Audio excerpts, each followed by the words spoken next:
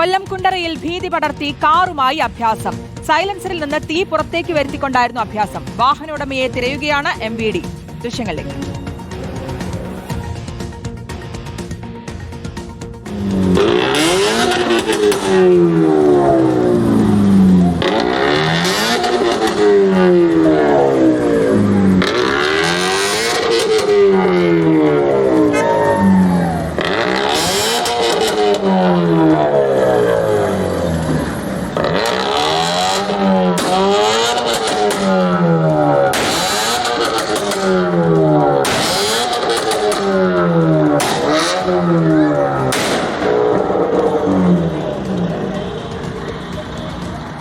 AV ജയശങ്കറുണ്ട് വിശദാംശങ്ങൾ നൽകാൻ. AV Jaishankar, തൊട്ടപ്പുറത്ത് മറ്റു വാഹനങ്ങളുണ്ട്, ആളുകളുണ്ട്. അതിനിടയിലാണ് ഇങ്ങനെ ഒരു അഭ്യാസമൊക്കെ കാണിക്കുന്നത്. വാഹനോടമയെ കണ്ടെത്തിയോ?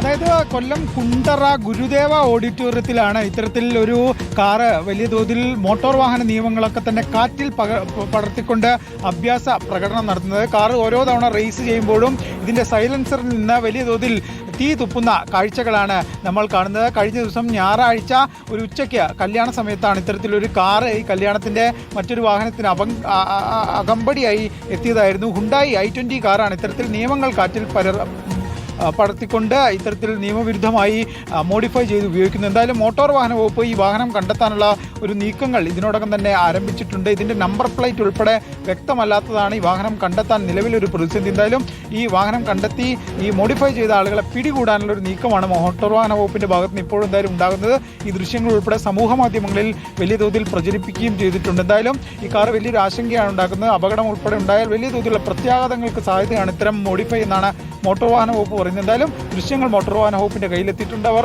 ഈ വാഹന ഉടമകൾക്ക് വേണ്ടിയുള്ള അന്വേഷണവും ആരംഭിച്ചിട്ടുണ്ട്. കഴിഞ്ഞ ദിവസം ഒരു കല്യാണ പരിപാടിക്കാണ് കുണ്ടറയിൽ ഈ i20 കാറുമായി എത്തി അഭ്യാസ പ്രകടനം നടത്തിയത്.